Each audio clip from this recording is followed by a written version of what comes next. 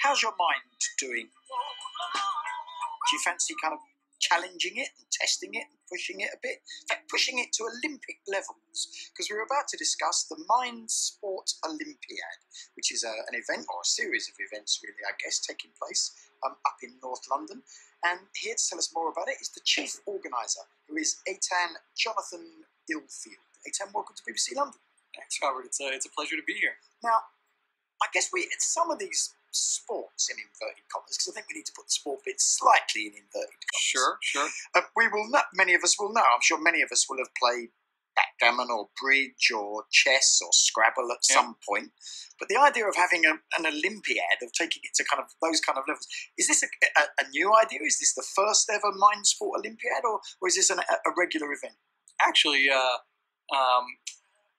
so David Levy, he's an international chess master who's played for Scotland for quite some time, and now an artificial intelligence expert. Right. He came up with the idea in the 90s, right, and he founded the Mind Sports Olympiad. He also runs the World Chess Championship for computers, right, that takes place every year. So he's quite a maverick.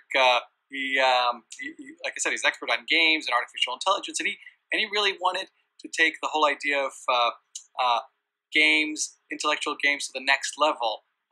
Be it, again, on an artificial intelligence capacity or in a human capacity. And so what he wanted to do, he wanted to have a festival that wasn't just about all the great games you can play, but also a way to try and find the best games player in the world. Wow. So how do you do that, right? That's already one big question. Because, for example, you mentioned the Olympics, right? Yeah. So if I were to ask you, who's a better athlete, Usain Bolt or Michael Phelps? Well, you can't answer it, can you? Because they're completely chalk and cheese. They're totally different disciplines. That's right. But what David Levy did is he decided that he would try and create a tournament where there would be an award to try and find out who the best player really is. So what he came up with is a thing called the penta from 5, like a pentagram. The penta mind as in brain, the penta mind world championship. And so the way it works is we have a week-long tournament that anybody can come and play in all these different events, including over a dozen world championships. But the person who has the top 5 finishes in 5 different categories is crowned the Pentamind World Champion. Wow. So if you're really good at Scrabble and backgammon and chess and some of these other games that I've never even heard of, you can kind of be the top guy or girl. I guess it could be either. Yeah, absolutely. So yeah, the whole idea was to push yourself. So again, like obviously swimming in the Olympics, you have a lot more competitions, which is why Michael Phelps won more medals. But you know, if he were competing in the Mind Sports Olympiad, he could only use one swimming category. He'd have to actually learn other things. So we try and encourage gamers to branch out and try different things. So in addition to all these classic games that people have heard of, we've got things like Euro games that some people might know, like Settlers of Catan or Ticket to Ride. So what's Catan, for example? Okay, so Catan is an amazing game.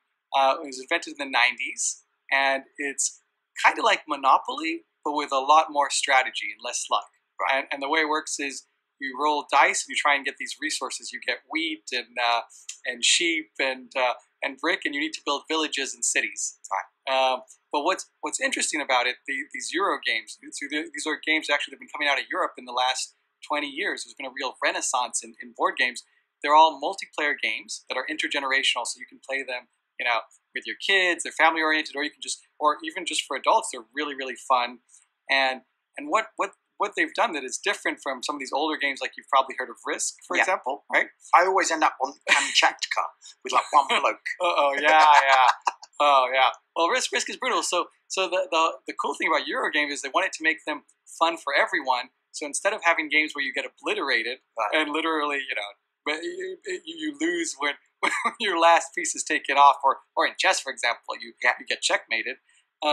So in Euro games, what they do is everybody's trying to get to a certain goal. Whoever gets their first wins, and the way that they designed it is whoever's in the lead.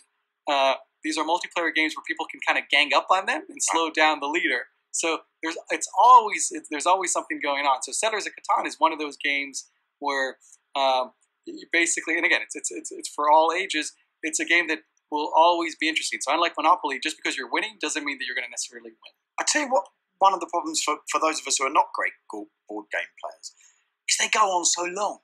I mean, most of us it's Christmas and you've got a board game and you sit down to play a game of Risk or Monopoly or whatever it might be.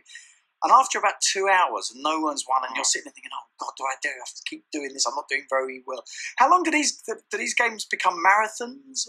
Right, great question. So look, I mean, Monopoly, you're absolutely right. People, it really can become a marathon. So first of all, we do have Monopoly, by the way, on the bank holiday Monday. We've got a full day of Monopoly, and that's great. So I encourage everybody to come and try that. But what we do to speed it up, we play with the auction system. I don't know if you've heard of that. So usually, if someone lands on a spot in Monopoly, they get the option, obviously, of whether or not to buy it. Yep. But if they don't want to buy it, it goes immediately to auction. Okay. And so then that would speed it up. It speeds it up. So everything gets sold immediately, and you could buy it for as little as $1. So I could say, hey, I'll pay $1. Somebody else says $2, and immediately the board gets bought up really quickly, and that accelerates it. So yeah, you're absolutely right. But we have games, for example, like Seven Wonders, where you actually get to build the 7 wonders of the ancient world. And that's a game that actually takes only like 40 minutes. And you can play 7 players at the same time, and it will still only take 40 minutes. Who takes part in all of these? Are they known? I mean, will the great Monopoly players and Settlers of Catan players know each other? Is there a sort of, are these ranked and known players in these worlds? Sure. So, I mean, we've had some of the top Monopoly players in the world, including the world champions, come and play, and Joseph Collar, who's one of our organizers, and he's actually also on Gogglebox with Bill Hartston, who's another organizer I'll tell you about in a sec. So he's actually going to wear a really cool Monopoly suit that he comes with every year. So we've got some really, really wonderful characters, and so we've got some really hardcore people, but we also have a lot of people that come for the first time. All of the events are open to anyone. So you can just turn up and play? Absolutely, although I encourage you to register because spaces do sell out quickly, but you can. And in addition, we've got a free Learn to Play room where our staff will basically teach you any of our games. Right. And we've got about 100 games you can come and try. And in addition to that, we've also got a section for game inventors where different inventors are going to come and just show off their games. So you can come meet the inventors and learn new games. And so there really is something for everyone. We even have on one of the evenings a lecture by one of our former Pentamine world champions, who's also the Spanish Go champion, Paco de la Banda, who's going to give a lecture on how strategy games can actually make you better at real life. So you can make better decisions and all that. Is there any kind of divide between people who play these kind of games and people who play computer-based games? I mean, are they different? Or Sure. So it's a great question. And you first you mentioned the whole idea of what does it mean to have mind sports, right? Yeah. Because computer games, those are eSports, and they're really taking off these days. So we actually, by the way, we will have one video game competition, which is open to everyone, and that's Tetris, which we will have in battle mode. And the UK champion, actually, he won 2 years ago, but he lost last year. So he's going to come back and try and regain his crown.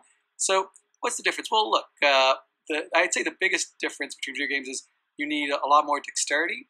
for computer games? Yeah, because you have to, and speed. And it's about manipulation, isn't it? Rather than just intellectual.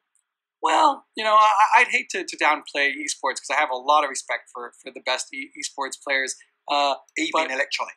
Even electronic, absolutely. I mean, the truth is, I love playing StarCraft. If anybody's heard of that, which is a great game.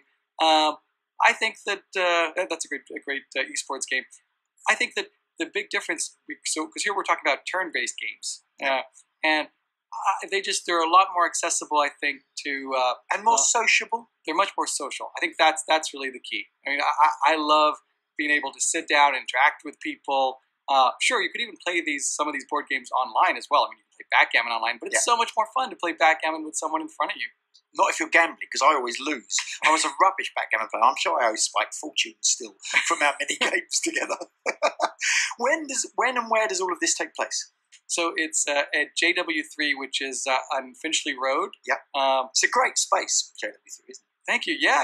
It's a great space. This is our second year there, and last year it was a great event, and we're hoping for an even bigger turnout this year. And it is a wonderful space. We also have some other great things going on there, like we've got a Sudoku championship as well, which is part of the Mind Sports Olympiad, and I mentioned Bill Hartston, who's on Gogglebox. He's also the former UK chess champion.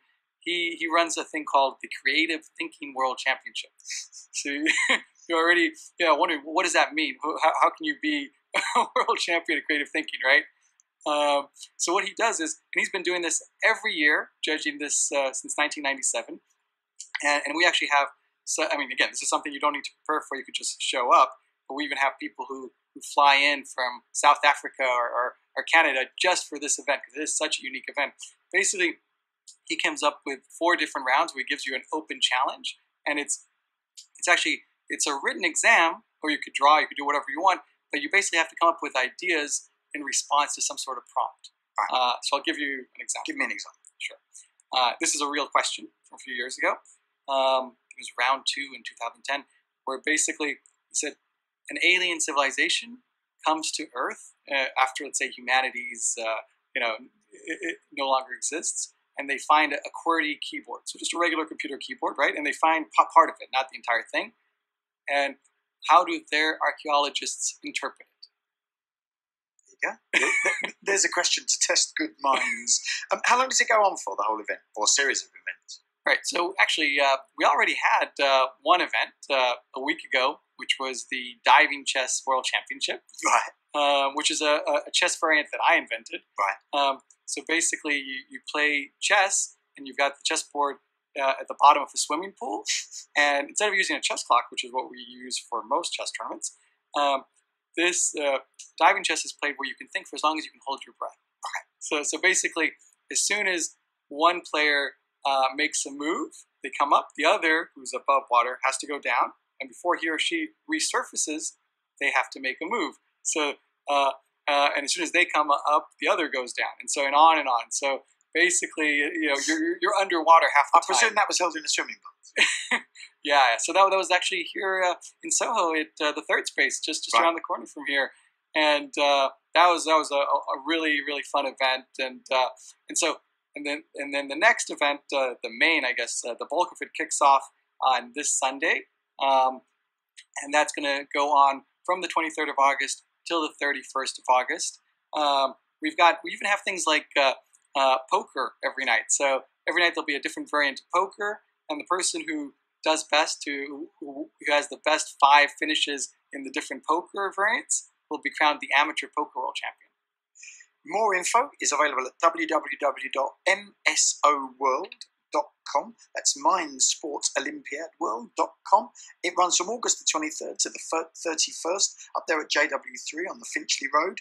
And if you're into games, I guess it's the place to be. Etan, thank you very, very much. Thank you, Robert.